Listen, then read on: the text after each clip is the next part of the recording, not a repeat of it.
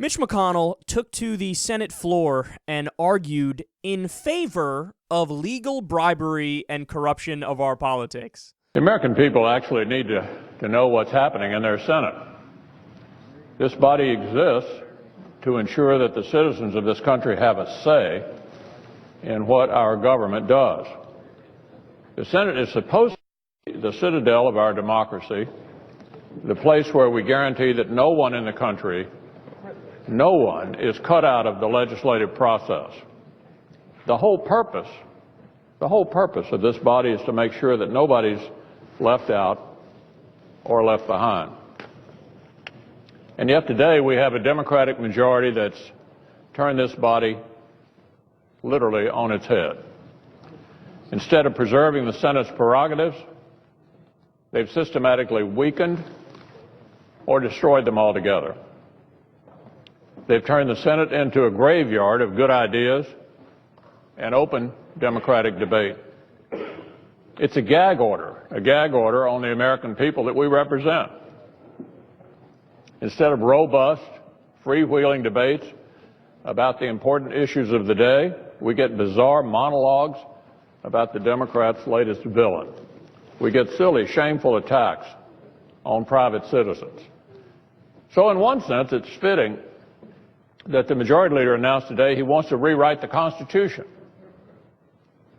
I mean, at least you have to give them marks for consistency. They're already muzzling our constituents by blocking amendments. Now they want to muzzle them even more by changing the Bill of Rights.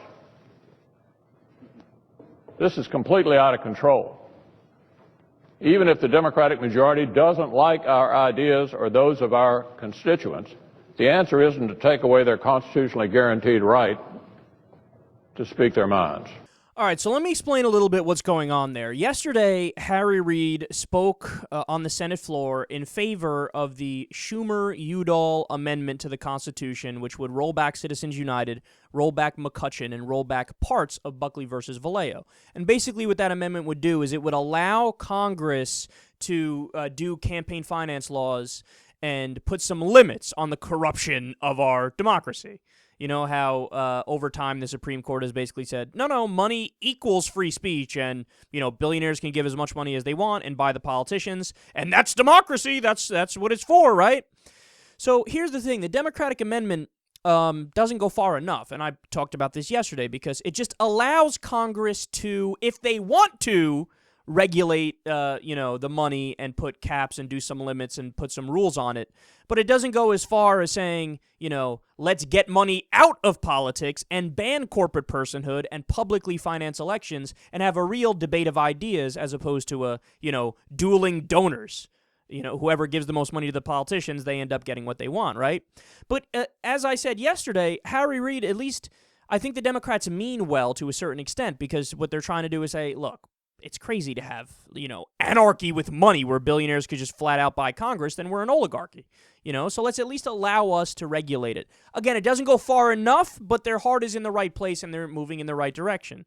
So in comes Dippity here, Mitch McConnell. He's like, oh, these Democrats, I say that citizens should have a say in their democracy. Nobody should be left out of the democratic process. We want robust debate in the country.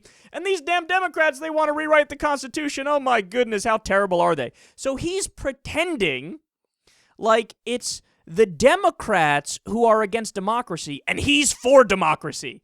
Meanwhile, the position he's arguing for is, I want unlimited corruption of money in politics. I want the billionaires to buy whoever they want to buy, and then we will do their bidding.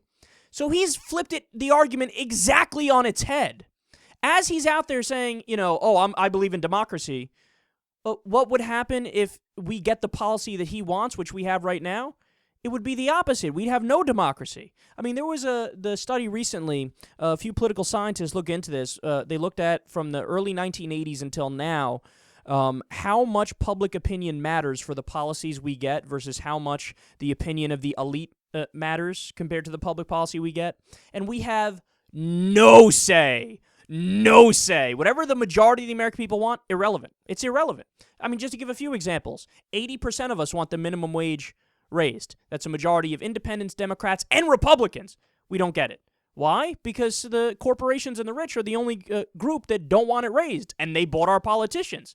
So they get what they want. Take the gun debate, for example. Universal background checks. 91% of the American people want that. Well, guess what? We didn't get it.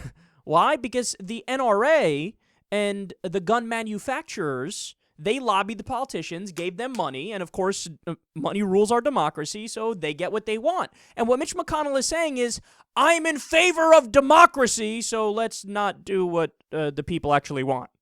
Well, that would mean you're against democracy, Mitch. See, that's the thing about these Republicans, man.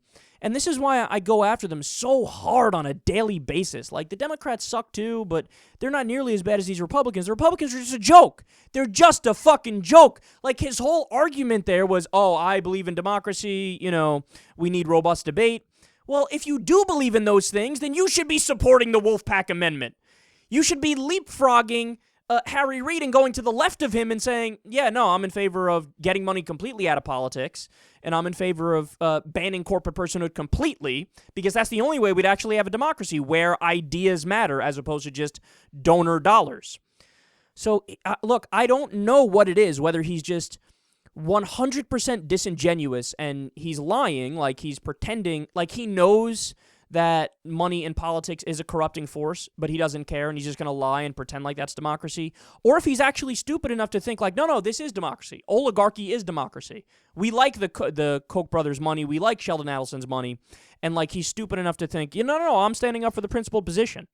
But either way, like through the prism of anybody else in the country, any, rank and file person, whether you're a Democrat, Republican, Independent, whatever, we all look at that and say, oh my God, you're so incredibly out of touch.